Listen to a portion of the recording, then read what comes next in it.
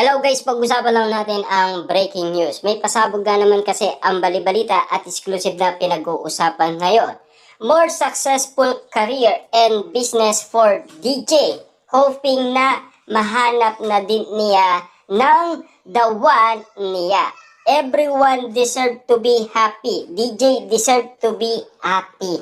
Yan kasi kung bakit nga naman puro magaganda ang mga binibitawan ng mga netizens at mga sasawerang kapitbahay patungkol umano kay Daniel Padilla dahil sa pagiging successful nito sa kanyang career. Lalong-lalo na pinag-uusapan din naman kasi na parang gusto ni Daniel Padilla matuto kung papaano magpatakbo ng mga negosyo. Yan kasi kung bakit nga naman pinag-uusapan. Lalo-lalo na kasi sa pagiging successful ng nasabing teleserye ni Daniel Padilla. Yun kasi ang nagtayo ng pangalan ni Daniel Padilla. Hindi lamang kasi dahil meron siyang pinakita na talagang kakayahan bilang isang artista dahil sa kanyang pag-acting. Kita nyo naman, sunod-sunod na daw ayon kasi sa bali-balita. Lalo-lalo na kasi kung kayang-kaya talaga ni Daniel Padilla matalo umano si Robin Padilla at ang kanyang ama. Na alam niyo naman siguro, pinag-uusapan na baka si Daniel Padilla na ang papalit umano kay Robin Padilla. Tandaan ninyo, si Robin Padilla hindi ka agad-agad yan naging bida. Kontrabida muna siya bago siya naging bida. Sa katunayan niyan, Daniel Padilla, nagkaroon muna siya ng collab team na isang Catherine Bernardo. Lalong-lalo na kasi si Robin Padilla nakilala siya bilang kontrabida dahil sa usay at galing niyang umakting. Kita niyo naman, no? Nagsisimula nga naman kasi sa mababa hanggang sa tumaas nga naman kasi ang lahat ng mga kilalang mga artista tulad ni Robin Padilla at Daniel Padilla na ngayon parehas nga naman kasi ang naging sitwasyon nila noon, pero magkaiba naman kung ano ang kondisyones na pinag-uusapan sa social media. Na tila hanggang ngayon, ang pagiging successful ni Daniel Padilla, yan ang lahat ng pinag-uusapan ngayon.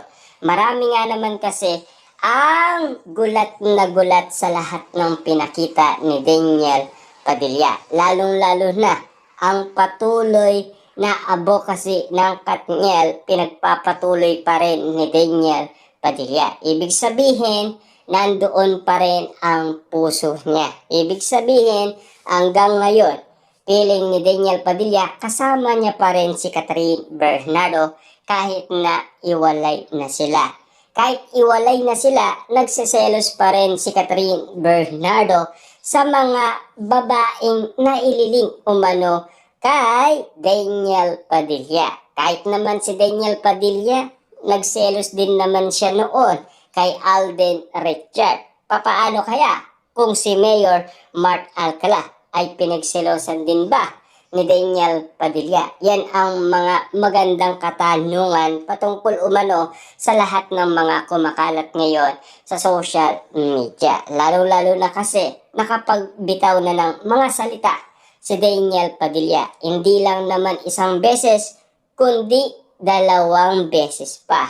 Tulad na lamang ng congrats, pati na yung hindi daw tamang tao si Catherine Bernardo. Ayon kasi sa karamihan na update sa atin ng iba't ibang mga netizens at mga sausawerang kapitbahay sa kanilang paniniwala dahil sa kanilang inuulaan kasi nila ang bawat sinasabi ni Daniel Padilla.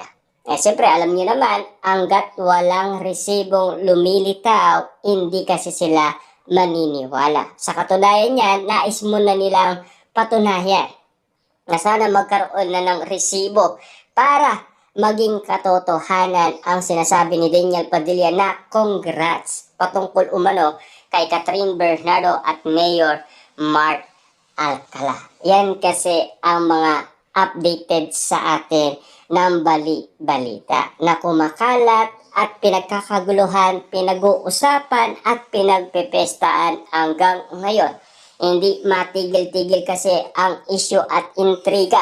Patuloy na pinag-uusapan hanggang ngayon sina Daniel Padilla at Catherine Bernardo. Lalong-lalo na kasi sa pagiging successful ni Daniel Padilla dahil sa kanyang career sa nakita sa Incognito bilang action star sa karakter ni Andres Malvar. Kaya nga naman kasi pinag-uusapan na rin ang nasabing Mista 2 na alam niyo naman siguro matagal na nating napanood ang nasabing movie ni Robin Padilla. Kasama din ang kanyang iba't ibang mga kapatid. Pero ang pinag-uusapan nga naman kasi kung sakali nga naman kasing matalo ni Daniel Padilla si Robin Padilla. Baka sakali nga naman kasi mapatunayan natin kung sino talaga ang maangas at astig sa kanilang dalawa. Lalo-lalo na kasi lahat ng forma or galawan Robin Padilla, yun din naman kasi ang ginagawa ni Daniel Padilla. Hindi ba kayo nagtataka? Isang dalawang Padilla ang pinag-uusapan at pinagbabangga dahil sa pagiging action star. Sino nga ba ang may karapatan sumuot bilang isang king para sa isang action star na mga pasabog ngayon? Siyempre, kikilalanin natin ng lubusan ang isang Daniel Padilla dahil nagpakilala na siya sa Incognito. Marami nga naman kasi ang mga nanunood at sumuporta kay Daniel Padilla. Lalong-lalo na kasi ang mga fans ni Catherine Bernardo ay nag-aasim na dahil naging successful si Daniel Padilla. Hanggang ngayon kasi hindi pa rin siya nalalaos at hindi niya pa rin binibitawan ang kanyang mga pwedeng pang ipakita sa atin. Tulad ng pag-arte niya na talagang inangaan siya ng lubos-lubusan. Yan kasi kung bakit nga naman nagkaroon ng award si Daniel Padilla. Grabe nga naman kasi ang expectation ng karamihan.